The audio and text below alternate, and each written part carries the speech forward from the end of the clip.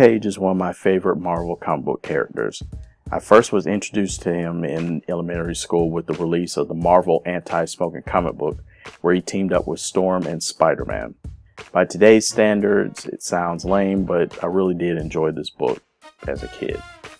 On September 30th, 2016, Netflix debuted a brand new Marvel series titled Luke Cage to much critical acclaim. So it's time to debut the new YouTube show presented by the Kliqnation.com, the Comic Book Masterclass. This show will provide background information on comic book heroes, villains, and events. Today's class is Luke Cage 101. Before we get to talking about Luke Cage, let's go back to that era though, the 1970s. In the 70s, exploitation movies were a huge hit. Generally, these movies were usually filmed on extremely low budgets and were characterized by genre. One of those genres was blaxploitation. These movies were made exclusively for the black audience in an effort to get them to see movies. Marvel Comics, wanting to capitalize on the popularity of blaxploitation movies, attempted to do the same with comic books in the early 1970s. Archie Goodwin, along with George Tuska and John Romita Sr., created a character that could bring in that audience. That character's name was Luke Cage.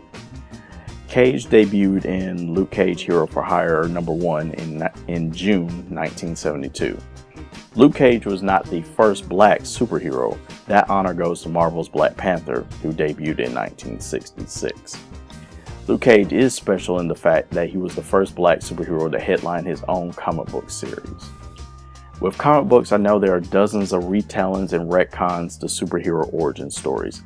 I'm going to mainly focus on the story told in Luke Cage Hero for Hire issues 1 and 2. The story starts with a man named Lucas who was running the streets with an acquaintance whose name was Willis Stryker. Stryker has big ambitions at becoming the main crime boss in New York City, but soon he meets a woman named Reva Connors who he immediately falls for. One night, Stryker is attacked by the Syndicate, another crime family, while on a date with Reva. Reva runs away and gets Lucas to save Stryker. Reva decides to rethink her entire relationship with Willis Stryker. Feeling Lucas was after his woman, Stryker had him set up on a drug charge and he was sent off to prison. After this, Stryker managed to get back together with Reva, only to have her killed when he's attacked in a drive-by shooting. Lucas, meanwhile, is sent to Seagate Prison, where he's subjected to numerous beatings and cruel punishment by the guards, including former guard captain Rackman. Lucas wants to get out of prison in the worst way to get even with Stryker. He's offered an opportunity by Dr. Bernstein to volunteer for an experiment that could lead to the cure of many diseases. By volunteering, Lucas could get early parole. He's not too long into the process when Rackman decides to sabotage the equipment, hoping to kill him. Instead, Cage is able to break out of the machine and knocks Rackman out. He soon realizes that he has super hard skin and is now able to break down walls, even prison walls. So at this point, Lucas decides to break out of prison, feeling that he killed Rackman. During his escape, Lucas is shot by the guards and falls over a cliff. He realizes that the bullets can't harm him as his skin is hard as steel now. He manages to make his way back to New York in order to seek revenge for himself and Reva when he stops a robber coming out of a diner. In appreciation, the restaurant owner gives Cage some money. This gives him an idea. He decides to use the money to make business cards and offers his services as a hero for hire. He decides to come up with a new name. He changes part of his name. Instead of Lucas, his first name would be Luke, and his last name would now be Cage, as a reminder of the cage that he escaped from. To fit in with the hero set, he manages to come up with a costume from a theater shop, and Luke Cage Hero for Hire was born. Little did Luke know that Willis Stryker became something else as well. He had gained more power on the streets during the time that Cage was in jail and renamed himself Diamondback. Diamondback is an expert at knife throwing and was starting to use devices included in his throwing weapons. Meanwhile, Cage was gaining attention as he busted up the operations of Diamondback's gang. This made him a target as well. One night after being attacked by members of Diamondback's mob, he is approached by Claire Temple, who is a nurse that also needs help from Luke Cage.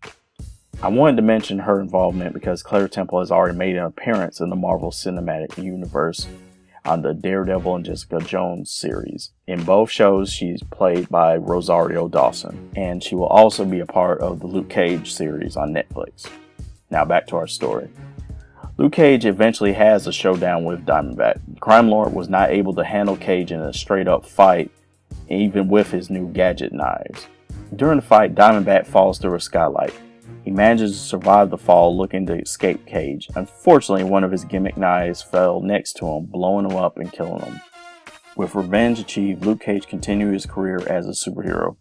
He continued on in the Luke Cage Hero for Hire title, and eventually the title is renamed to Luke Cage Power Man to further fit in with New York's other superheroes.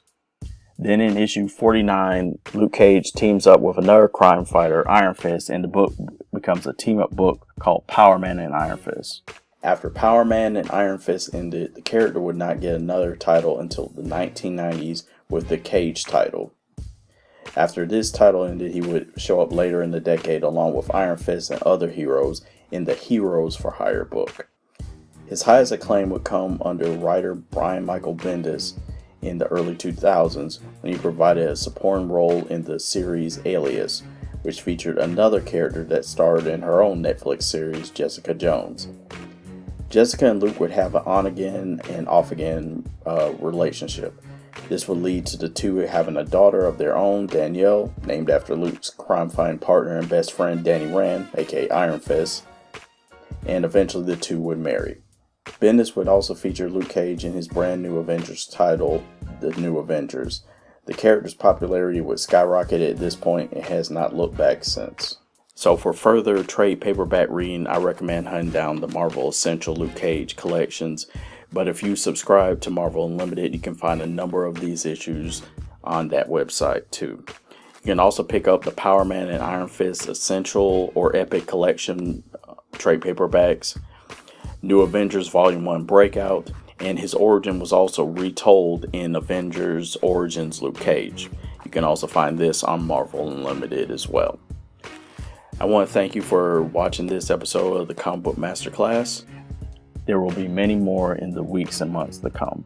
Please hit the subscribe button so you can get more videos like this, along with the Comic Book Chronicles that is aired weekly on YouTube. You can also find it at our website, Kliqnation.com. Until next time, take care.